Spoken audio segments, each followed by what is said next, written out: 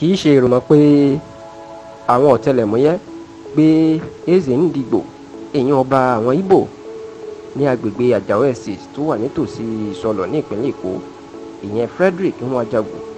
Wọ́n ti gbé e ní ọjọ́ àbámẹ́ta, ìyẹn ọjọ́ sátidé ọ̀sẹ̀ tó kọjá tí ṣe ọjọ́ àkọ́kọ́ ní oṣù kẹrin tá a wà yìí. Ṣùgbọ́n ọ̀pọ̀ àwọn èèyàn ni wọ́n wo fídíò ọkùnrin náà tó sọ ní èdè Ìgbò, èyí tó kó sí wàhálà tí wọ́n mọ̀ túmọ̀ ẹ̀ o fún àǹfààní gbogbo ọmọ Yorùbá. Àwọn ọ̀rọ̀ díẹ̀ ìyún ìsọ̀rí tó jẹ́ kókó ohun tí Frederick Nwajagu sọ tó kó sí wàhálà tí àwọn ọ̀tẹlẹ̀múyẹ́ fi gbé òǹgà rèé lórí bí àwọn kan wọ́n ṣe ń kọlu àwọn Ìgbò ìlú Èkó nítorí pé wọ́n ní wọ́n dìbò tako ẹgbẹ́ òṣèlú APC tí wọ́n sì ń ba iṣẹ́ wọn jẹ́, tí wọ́n sun ṣọ́ọ̀bù wọn, tí wọ́n ń kọlù wọn. èló jẹ́ kí Frederick Nwajagu kó fìbínú sọ̀rọ̀ láàfin ẹ̀ o. ohun tí Frederick Nwajagu sọ ní èdè Ìgbò èyí tí ó kó sí wàhálà tí àwọn DSS fi gbé lọ́sẹ̀ tó kọjá ni pé ẹ̀yin èèyàn ọmọ Ìgbò ẹgbẹ́ mi, nǹkan tí àwọn èèyàn yìí tó ń fojú wa rí lẹ́kọ̀ọ́ ó ti wá kọjá sísọ o. kò yẹ kí afọwọ́lẹ́rán ká máa wò báyìí o.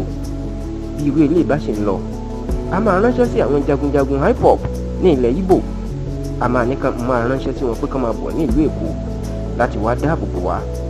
àwọn hip-hop yìí ọ̀pọ̀ wọn ní òkú níṣẹ́ lọ́wọ́, a máa fi èyí wá iṣẹ́ fún wọn, a máa sanwó fún wọn tí wọn yóò sì máa sọ gbogbo ṣọ́ọ̀bù wa. ẹnikẹ́ni tán bá tún bí dáńgbà náà kó lọ kọlu àwọn ṣọ́ọ̀bù wa nígbà tí àwọn hip-hop tán bá ti dé tí wọ́n ń dáàbò bò ó. ó ṣe pàtàkì ká má káwọ́ gbéra mọ́, torí pé àwọn èèyàn yìí wọ́n ti fẹ́ máa yan àwa Ìgbò jẹ.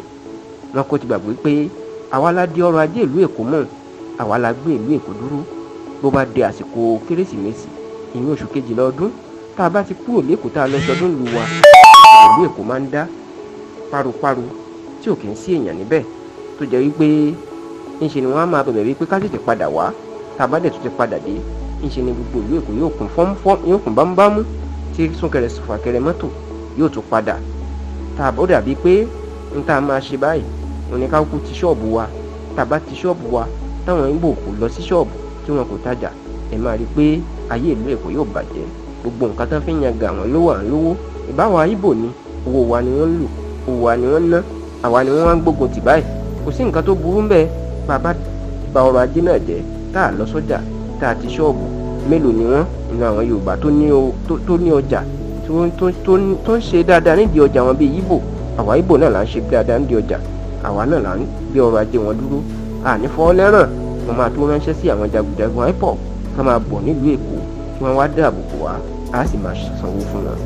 fídíò ìtòlù síta tí ọba àwọn Ìgbò yìí Frederick Nwajagu sọ èyí ló jẹ́ kí àwọn ọ̀tẹlẹ̀múyẹ́ tí wọ́n gbé lásìkò tí wọ́n ló ti sá kúrò ní ààfin tó sá lọ ilé ìtura kan lọ́nà Èjìgbò, tí wọ́n sì ti gbé lọ sí ìlú Àbújá báyìí o.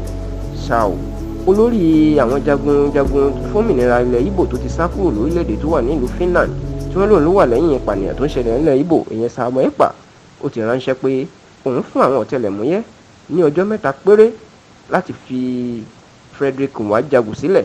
ó ní bí bẹ́ẹ̀ kọ́ gbẹ̀gẹ̀dẹ̀ yóò gbiná, ṣùgbọ́n òun ò ní san àrà tóun yóò dá. ṣá o, wọ́n ti gbé Frederick Nwajagu, wọ́n ti gbé e lọ sí ìlú Àbújá, ṣùgbọ́n tọ́pọ̀ àwọn ọmọ Ìgbò ti ń pariwo pé kí wọ́n fi ọba àwọn sílẹ̀ bí wọn kò bá fẹ́ wàhálà.